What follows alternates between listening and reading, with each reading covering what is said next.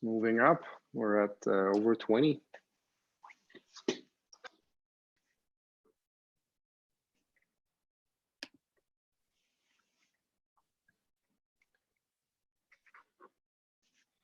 And the question should be a bit better that way for more people. Yeah, that's nice. Yeah, I can't see it when I can't see the chat or the questions or anything. No, it's fine. I'll monitor it, and then at the end, if there's any questions or if there's like a really good one on the moment, I might jump in and yeah, just sure. intervene. Good.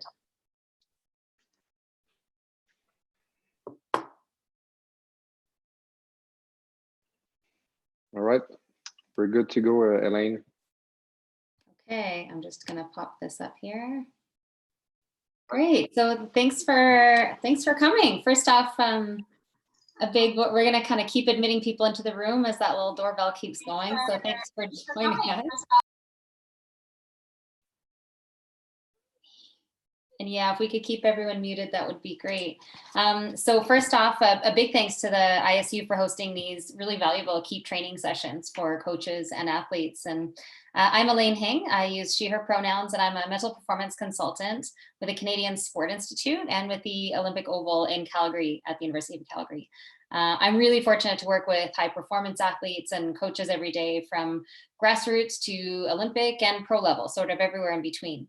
I do tend to work with mostly winter sport, but I do work with a wide range of sports, everything from speed skating, curling, golf, tennis, wheelchair sport, climbing, alpine, kind of everything in between. So I'm going to click my video off and go from here, maybe a little less of a distraction for everyone, and we'll get going. So I just want, my clicker's not working here, so I'm just going to use I just want to do a quick land acknowledgement. So in this time of reconciliation, along with that sort of spirit of gathering, it's really important to me to acknowledge the traditional territories of the people of the Treaty 7 region in Calgary, where I'm located today.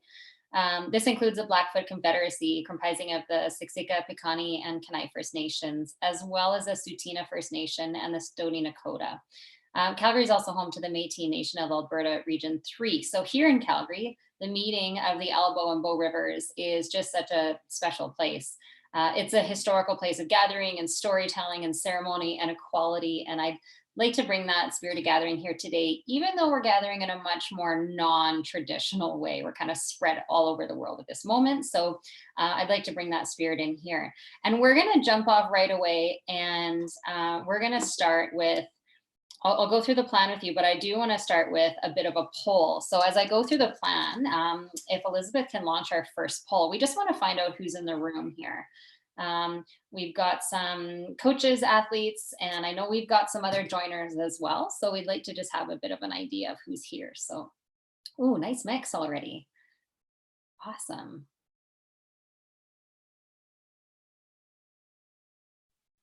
And as you're filling out the poll, and when they send those results, we'll just go over the plan really quickly. We're going to talk about how goal setting tends to be really boring for a lot of people. And, you know, sometimes people go, oh, we have to talk about goal setting again, because it does kind of seem a little bit basic. We're going to go through that. We're going to talk about sort of the gist of goal setting, the basics of it. Some upside down goals, which you may or may not have heard of before, what we're going to do with those goals once we're actually able to complete them. And then I think what ties in really nicely is debriefing. And I think that we don't often talk about how to debrief. And this is for athletes and coaches both. So I think it's important for us to make sure that we're utilizing that debrief appropriately. And then of course, I'm here for any questions. So awesome. So looking at our results here, we've got, okay, great. We got a lot of athletes in the room and a lot of others. That's really exciting. So coaches, athletes, we got about 50% athletes, which is great. Coaches and others. So I'm assuming some administrators, maybe even some of the both category. I know a lot of our athletes also like to coach as well. So that's pretty cool. So thanks for sharing that with us. So let's get started here. I know the goal setting thing that everyone goes, oh, it's so boring. So let's be a little bit real about this for now, because you've got a lot on your plate. When the season does get going, I know there's a lot of unknowns right now, you have even less time for those little things. So we can kind of help both coaches and athletes to successfully achieve some goals during this time. You're going to be a lot more likely to successfully achieve future goals when things really get started. We also have to recognize that when people get back, coaches, athletes, administrators, everyone in between, we won't necessarily be where we were, and we're kind of doing our best job with mitigating any of those circumstances, but we're not going to necessarily be where we were. And everyone's situation during this time has been different. So it's important to have some compassion to recognize that some have had opportunities, time, equipment, a safe place to be, while others maybe haven't. And keep in mind that we don't necessarily know if we're always aware of these situations either. So, one thing that's kind of been irking me a little bit during the time of COVID is, I'm sure you've all seen like the articles and memes and comments from people about, if you don't come out of isolation with a new skill or a new language or like perfectly organized closets, you've kind of wasted it. But I was chatting with a coach and a friend of mine last week, and she realized how nice it was to be getting back to the basics. So sometimes reviews of what we already know can be really good for both self-validation and for motivation moving forward. And once in a while, I find that we kind of forget the basics because we've advanced so far past them. So it's my hope today that we can have a bit of a great review for some of you, and they can also provide you with a couple of new little nuggets of wisdom, or maybe some motivation as you navigate this sort of strange time. And process is important. So during this time, I think it's more important than ever. We're going to dive into that a bit. We don't necessarily know hard and fast what all of our timelines are going to be. We can plan for June and not have those plans come to fruition until October, November. So we've got to be flexible in our planning. And that's what we're going to make sure we work into our goal setting here. But what we do know is that what we're doing now definitely has an effect on where we'll be later. So this might sound really simple, and it is, but we're going to chat about choices and values as we move through our session today. So we want to do this early on. And an athlete recently said to me, I've never been so far away from knowing when my next competition is. Whew, that kind of hit me because there's so many unknowns right now. So coaches and athletes both. So let's put some plans in place. And a lot of the coaching models talk about the necessity of building mental skills early on, out of context, so that these tools are strengthened during the training session, the training season and the competition season. But kind of during this really unprecedented time, this time right now is when that hits for most of us. This is sort of that out of context time where we're really starting to gear up, particularly for the winter season. So we're going to be doing, that off-season training, and what is that going to look like? So this is that out of context where we want to be putting some of this into place. So let's talk about the gist of goal setting. Now, you all know SMART goals, but do you know SMART goals?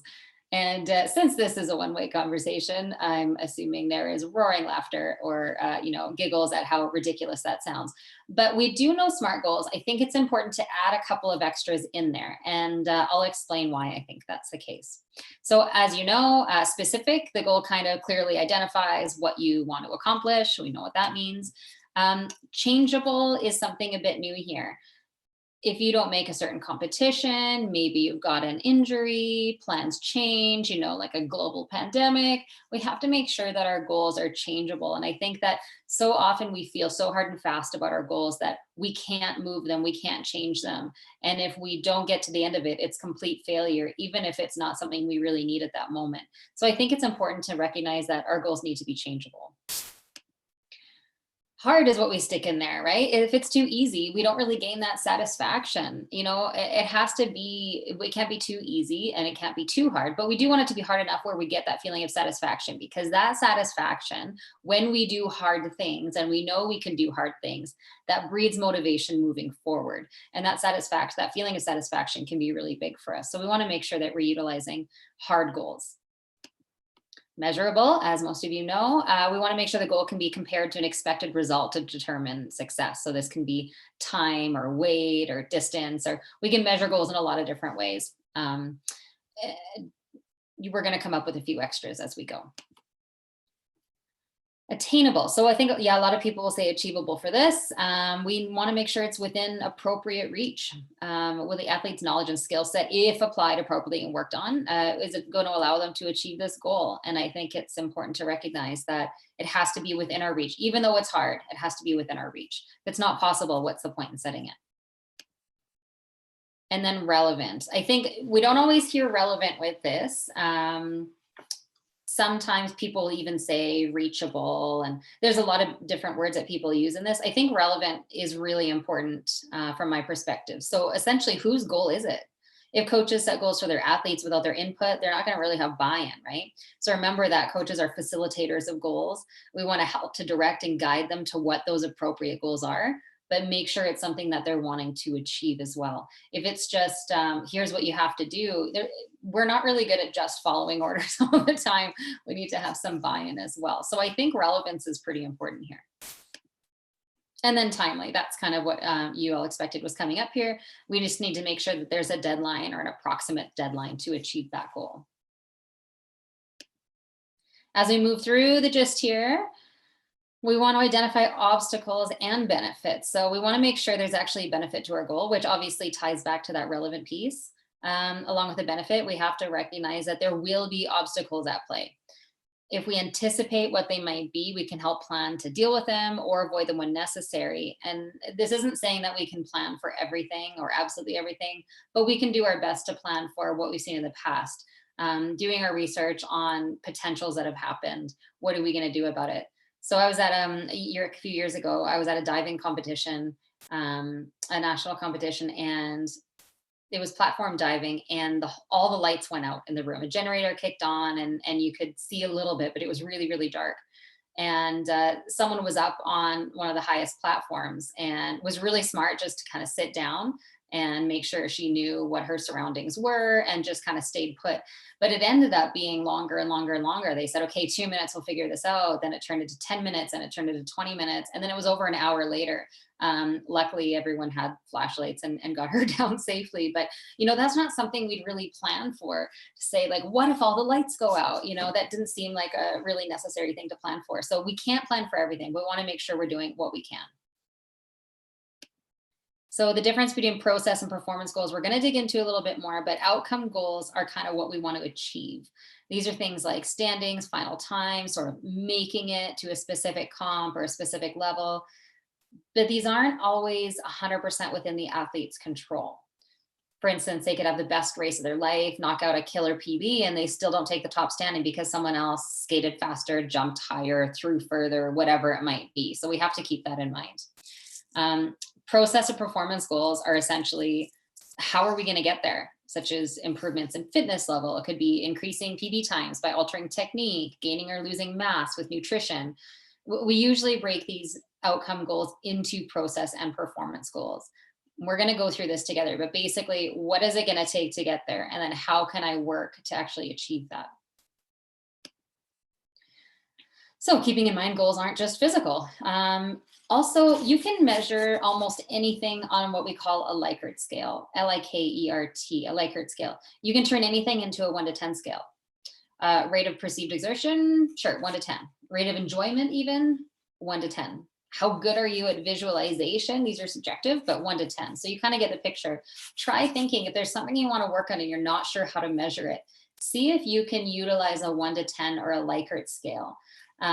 Make sure that it's you measuring it, or that you keep your own measures. If your coach is also trying to measure this as well, that you're keeping your own individual measures, because you may have a different idea, coaches and athletes, of what that looks like.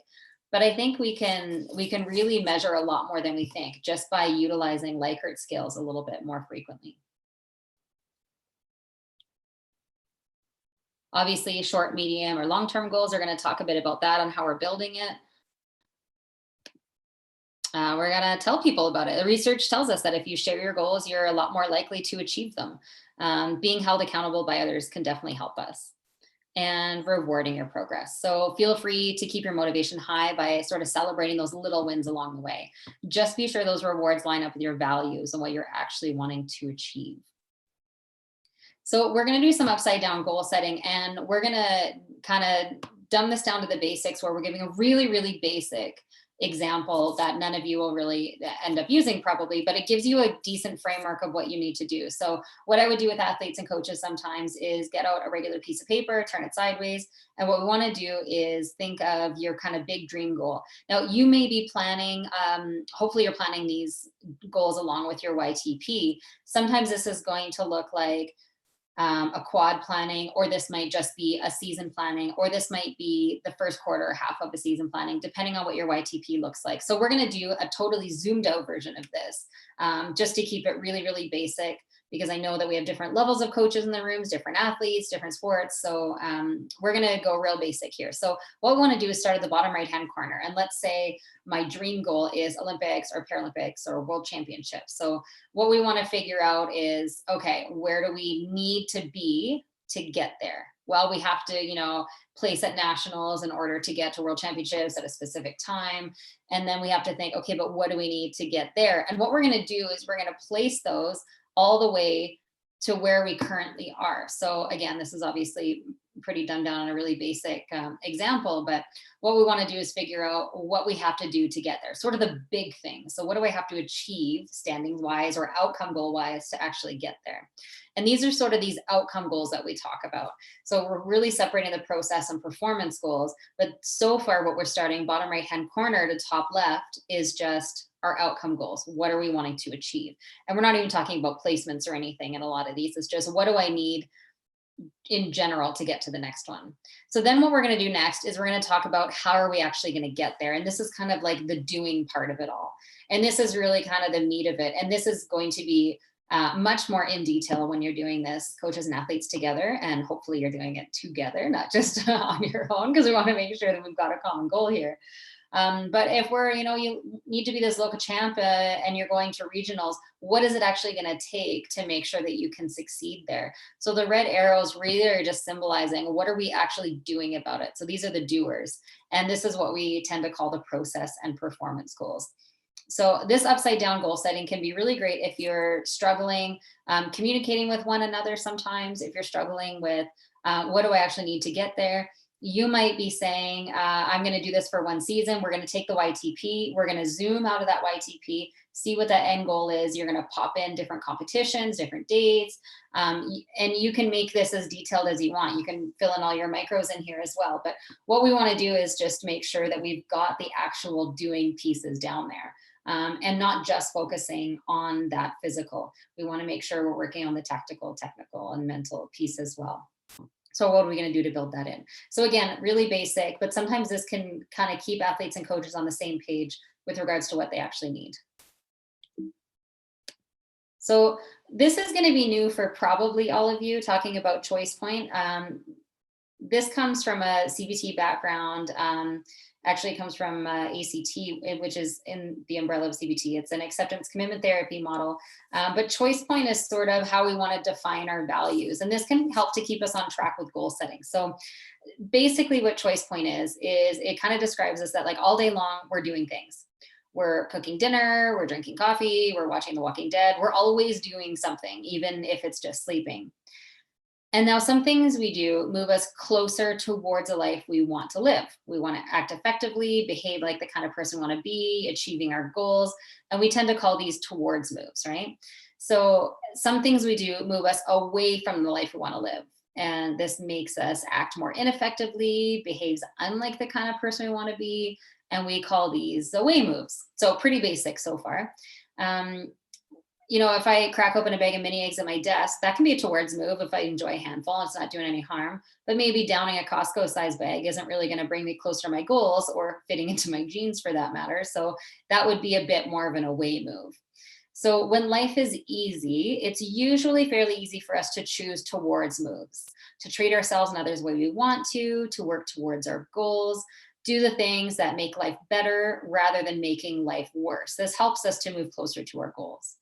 But unfortunately, as we know, life isn't always easy all the time. And as we're currently living in a global pandemic, we know that there are certain challenges that are presented there. So it can be really difficult. A lot of athletes have been talking about it's just hard to find that motivation, or it's hard to not choose those away moves right now. So we know it's pretty tough. So as we go about our day, all sorts of challenging situations and difficult thoughts and feelings and those kinds of things come up. And unfortunately, what often can happen is we tend to get easily hooked by those difficult thoughts and feelings. And when they hook us, they kind of reel us in, they pull us off track.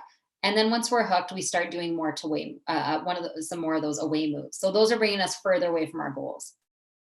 There are times when most of us are able to unhook ourselves from those difficult thoughts or feelings or any of those situations that we might be in and choose those towards moves a bit more, doing things that move us towards the life we want to live. And the better we get at doing this, the better life gets. And it gets a little bit easy for us. It's hard decisions to make, but it tends to get easier for us in the long run. So when we're in these challenging situations, when we're experiencing difficult thoughts and feelings, there's always a choice for us to make. And that's the choice point we talk about. So that big question is, how are we going to respond? Do we unhook and do towards moves, or do we get hooked and do those away moves? So for most of us, our default setting is that we get hooked and we do away moves. But when we get really clear about what matters to us, what our goals and our values are, we find we have a lot more choice about how we're responding. And it gets easier and easier for us to choose towards moves over away moves. And I think it's important to kind of keep this all in mind. This can be boiled down to those simple things. We might not think that a lot of things are affecting us negatively, but if we put it in, is this an away or towards move? It might be easier for us to make that decision of, oh, okay, well, maybe I won't, throughout the season, maybe I won't be like going out tonight, or maybe I won't do this, or maybe I should make this better choice. So we think about it in away or towards moves. Is it bringing me further from my goals or closer towards my goals? That might be a bit easier to keep us on track when we do know what those goals are. Remember, we want to have that clear goals first, but this choice point can help. One thing that the great coaching guru, Jason Sostrom, refers to, and he hates when I call him that, but these choices aren't just like seasonally, monthly, or biweekly. These are definitely the dailies and sometimes even the hourly choices, especially as we get closer to competition. If we're clear with our goals and values early on, it's easier for us to make those monthly, weekly, daily, or even hourly choices for us to get closer to them. So that's a lot of the gist that's kind of like wrapping up the gist of goal setting. But what I want to know, if we can start that second poll, actually, Elizabeth, we want to know that who has ever, at one point or another, done goal setting on paper and then filed it away and maybe never looked at it again for the rest of the season. So let's be honest here. I know I used to swim a million years ago, and that was for sure I had done that. I'd done that many times. And I also know that my coaches had done that too. We would go through, even together with the best of intentions, we'd go through all of it and say, okay, yeah, we're going to do this. We're going to stay on track. And then things get so busy and coaches have a lot on their plate, and they end up being, particularly when they don't have a support team around them, they end up being, the sports psych and the dietitian and the physio and like kind of do everything. And it's so hard for coaches to really stay on track sometimes with that. So athletes, I know that it's common for us for at the time, I say us, I'm definitely not an athlete anymore. It's common for us to have that happen, but for coaches, recognizing how overwhelming it can be sometimes. So particularly maybe even early on in your career, coaches, this may have happened to you. And yeah, we're seeing a lot. So only 2 people are saying that they've never done it before so far. So thanks for that, Elizabeth. I think it's important to know that you're kind of not alone with this, right? Like you're in the same boat as everyone else, pretty much, that this has happened before. We're not going to, beat yourself up over it or anything like that. But it's good to recognize that, okay, it's happened to everyone. It's happened to the best of us. So let's talk about kind of the now what. So now we get to use what you've actually created. So whether you're going to do the traditional SMART goal setting, which is really kind of back to the basics, but it's always good when you're doing goal setting to refer back to it and say, let's just make sure it kind of ticks all these boxes. So I'm not saying you have to go really formalized through it each time. It does seem really basic to do that. But once you have finished with your goals, or as you're creating them, I think it's a great idea for coaches and athletes to sit together and say, let's just make sure it's kind of ticking those boxes. Or if you're going to do some upside down goal setting and zoom out on that YTP to kind of pop in what you're looking for, or to actually use it, but don't file it away to never see it again, because that's when things get tricky, and that's when we really start recognizing, we did it again. I can't tell you how many times I've gone into work with teams and I ask what their goal setting, what their whole procedure is. And it's like, yeah, we do it at the beginning of the year. I'm like, cool. And then what do you do? It's like, well, we talked about it at the beginning of the year. It's like, yeah, and then what? And then there isn't a whole lot of follow-up. So it is pretty common. So we want to set up your one-on-one meetings. So is this weekly? Is it bi-weekly? Is it monthly? Obviously, depending on the age of the athletes and the level of competition. When are you doing your one-on-one meetings with your athletes?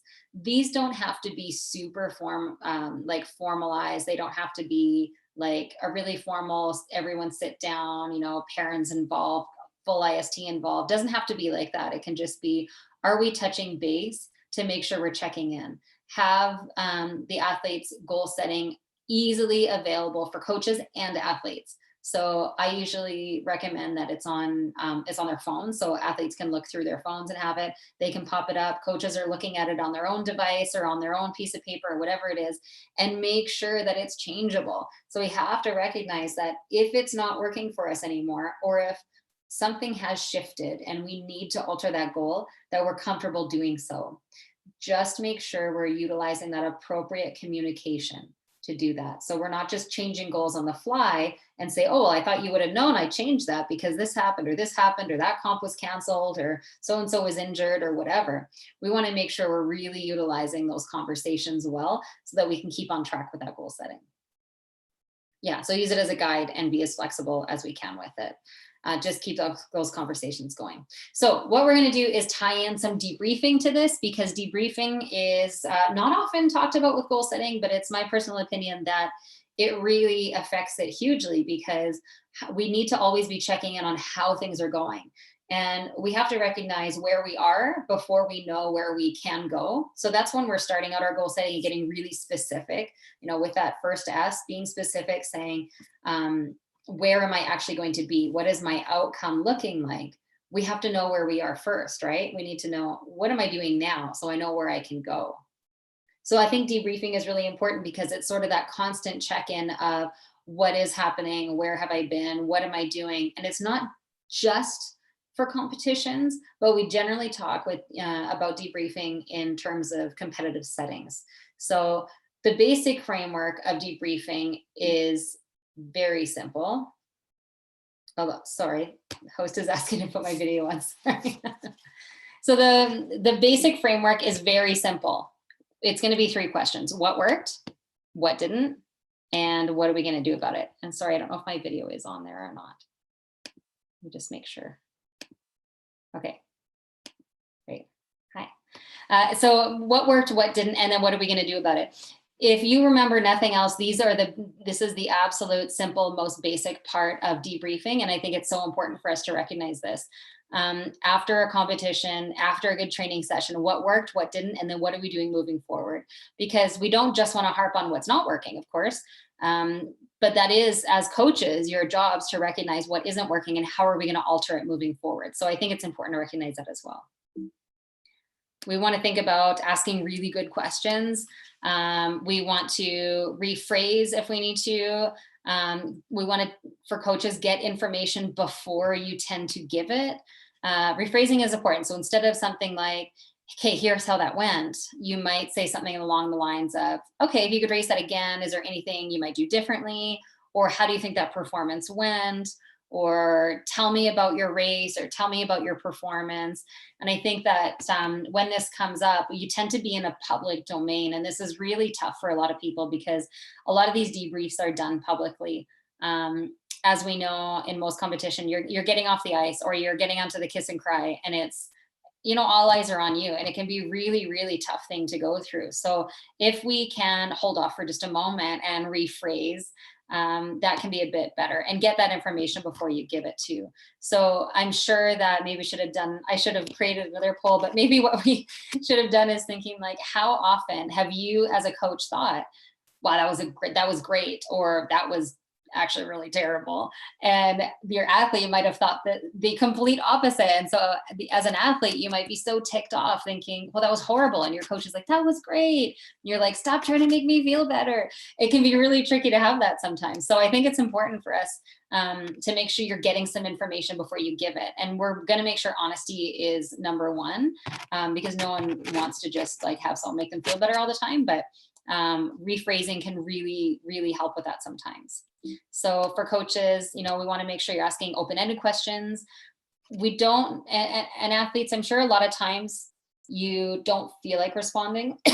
Excuse me. You might not feel like talking about it. It was maybe not a good race or performance for you, and you're not really comfortable talking about it. You didn't want to talk about it. So sometimes I think it's one of those things where, do we really have to sit here and go through a debrief right now? So what we'll often do is we'll tend to respond kind of with what we think coaches want to hear. So we don't really give information that we need to. We kind of just respond with like, yeah, you want to hear this so I can get out of here and stop talking about it. So we want to ask coaches, we want to ask them open-ended questions to avoid that a little bit more. But remember that there's responsibility on both sides, right? Coaches and athletes on how we're doing this here. So as coaches, you want to help guide the athlete's own self-analysis. So asking those open-ended questions. Okay, so timing is everything with debrief. And I think that both coaches and athletes will agree on this. Do we have time to let the athlete kind of cool down and debrief a little bit later, even if it's 5 minutes? Do we have time to do that? And sometimes the answer is yes, and sometimes the answer is no. I work a lot with swimming, and when there are hundreds of athletes at a meet and coaches all over the deck everywhere, athletes are quickly coming up for their pre-race meeting.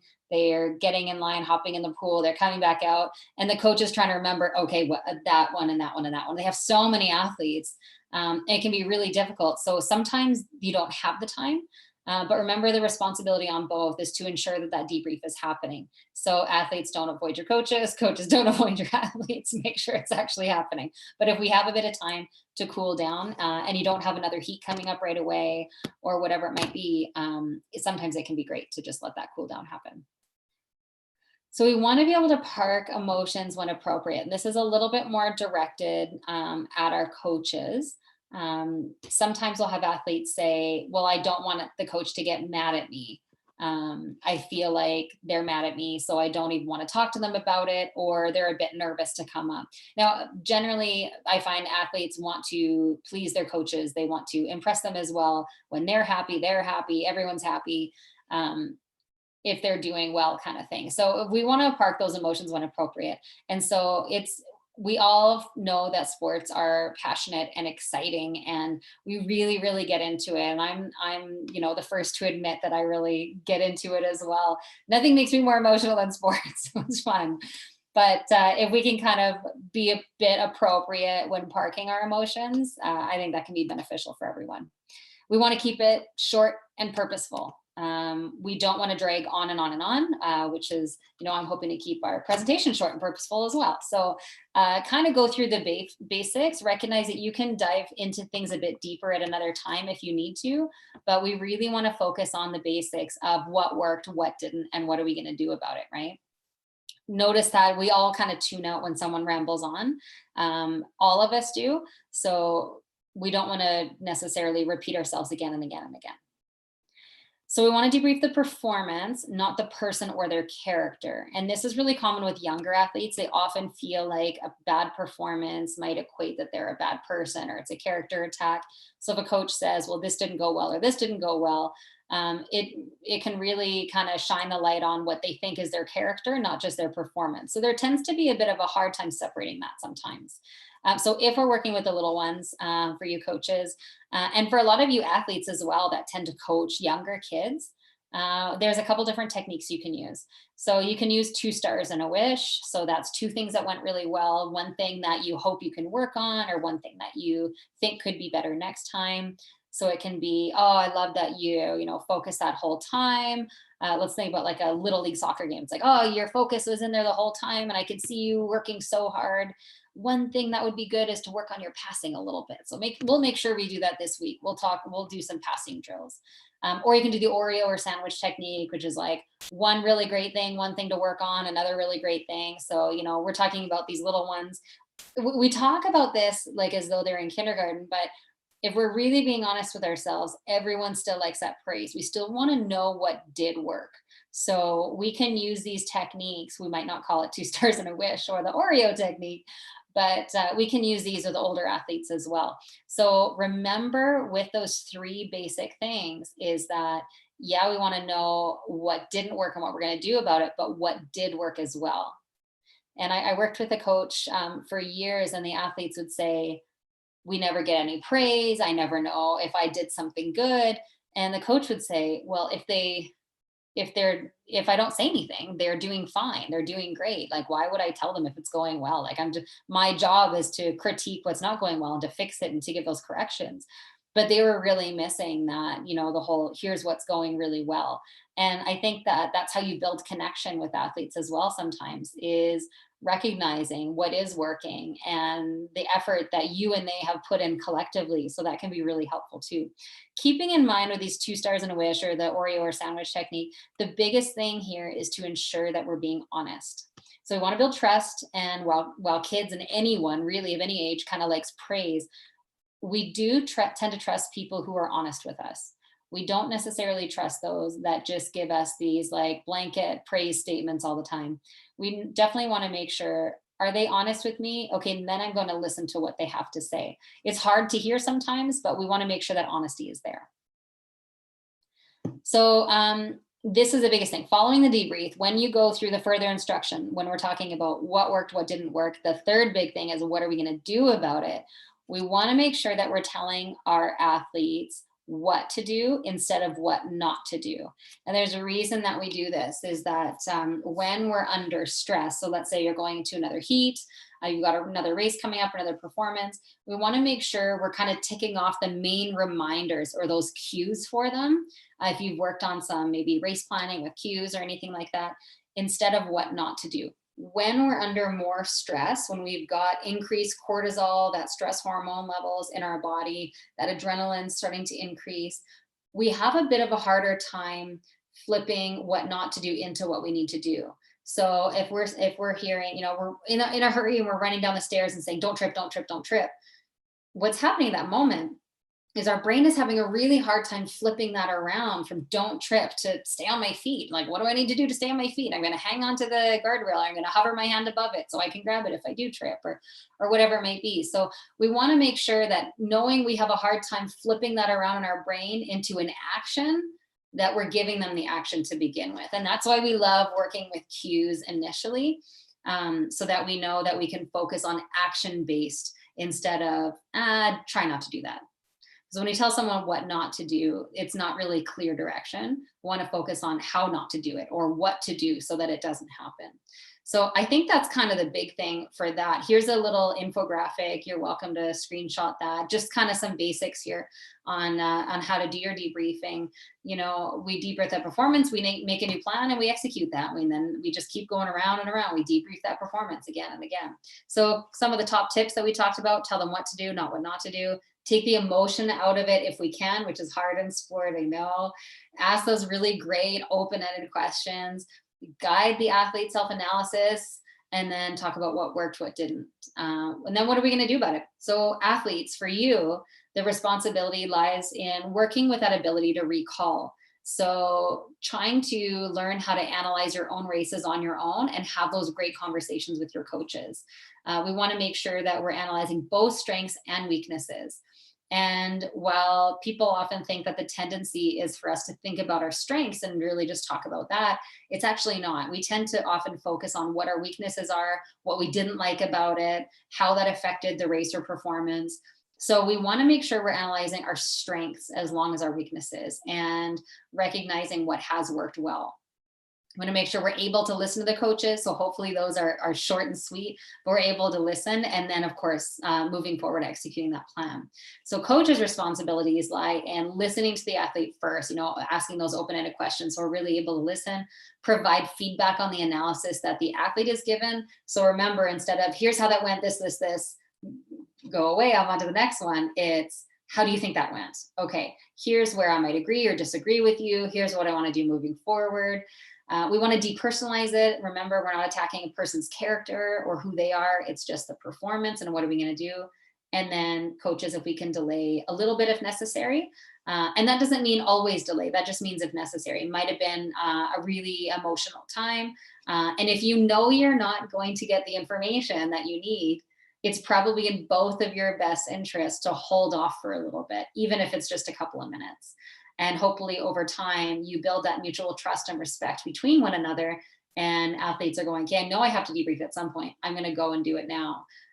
Some athletes will say, I want to do it right away. So I make sure I can focus on it. What do I need to do? Get rid of it so I can move forward, which is great. And some people need a bit more time to process. So recognizing the individuality when it's possible to do that. We don't always have that luxury, but when it's possible to do that, that's what we're really looking for. Yeah, so that's kind of the basics of all that debriefing. So tomorrow's ISU Keep Training session is hosted by Remelt Eldering and Mark Wild. So thanks to the ISU for continuing to put on these Keep Training series for coaches and athletes. I think we're so fortunate that we're able to have these. So I think that Joe is monitoring if there's any questions that come up. Of course, if questions come up at a later date, we can do that as well.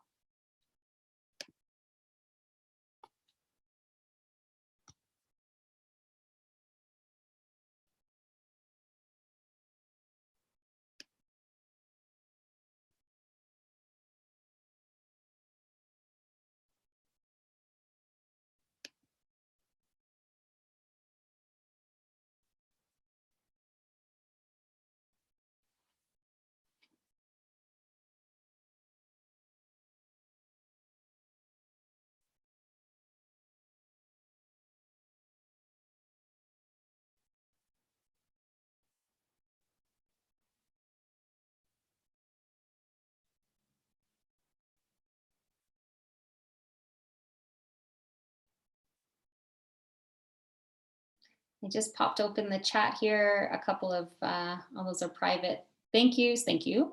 No questions yet. I'll hang out for a while. So please feel free. You're very welcome to ask anything related to goal setting or debriefing. I do think they tie in really well. So feel free to, I'll stick around for a little while if anyone's interested. Thanks. Thanks very much.